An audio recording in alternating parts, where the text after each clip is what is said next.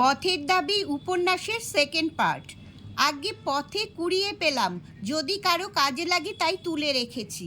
কথাটি বলেছেন গিরিশ মহাপাত্র। যদি কারো কাজে লাগে তাই তুলে রেখেছি। বক্তা কি তুলে রেখেছিলেন? গাজার কোলকে। বুড়ো মানুষটা কথাটা শুনো। বুড়ো মানুষ বলতে বোঝানো হয়েছে নিমাই বাবুকে। গিরিশ মহাপাত্র মাথা নেড়ে অস্বীকার করে বললে, আজ্ঞে না মাইরি, খাইনে। দয়ার সাগর, পরকে সেজে দি, নিজে খাইনে।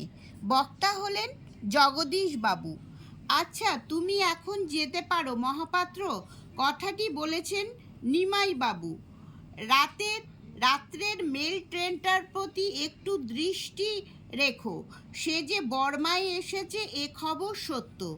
এখানে যার কথা বলা হয়েছে তিনি হলেন সব্যসাচী মল্লিক। কিন্তু এই জানোয়ারটাকে ওয়াচ করার দরকার নেই বড়বাবু। জানোয়ার বলতে বোঝানো হয়েছে গিরিশ মহাপাত্রকে। কিন্তু এই জানোয়ারটাকে ওয়াচ করবার দরকার নেই বড়বাবু। কথাটি বলেছেন জগদীশ বাবু। থানা শুদ্ধ লোকের মাথা ধরে গেল লেবুর তেলের গন্ধে। কোনো এক অদৃষ্ট অপরিজ্ঞাত রাজবিদ্রোহী চিন্তাতেই ধ্যানস্থ হয়ে রইল। এই রাজবিদ্রোহী হলেন সব্যসাচী মল্লিক। বাড়ির খবর সব ভালো তো?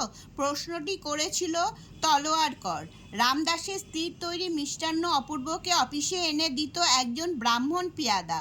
চুরি হয়েছিল অপূর্বর ঘরে। অপূর্বর বাসার ওপরে থাকতো একজন খ্রিস্টান মেয়ে। রামদাস পেশায় ছিল স্টেশন মাস্টার। এত বড় কার্যকুশলা মেয়ে আর যে কেহ আছে মনে হয় না। হে তলোয়ারকর, মেয়েটি হলেন খ্রিস্টান মেয়েটি। তাহার পোশাক পরিচ্ছদের বাহার মনে পড়িয়া হঠাৎ হাসির ছটায় যেন দম আটকাইবার উপক্রম হইল।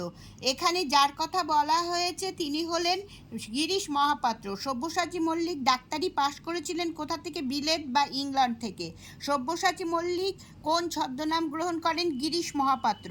মহা হুঁশিয়ার পুলিশের আজকের মতো নির্বোধ আহাম্মক হতে বোধ করি কেউ কখনো দেখেনি। কথাটি বলেছেন অপূর্ব। রামদাস হাসিয়া কহিল, কিন্তু এবার শূন্যস্থান পূরণ ধরাই যে এদের কাজ। এখানে শূন্যস্থানে বসবে বুনো হাঁস।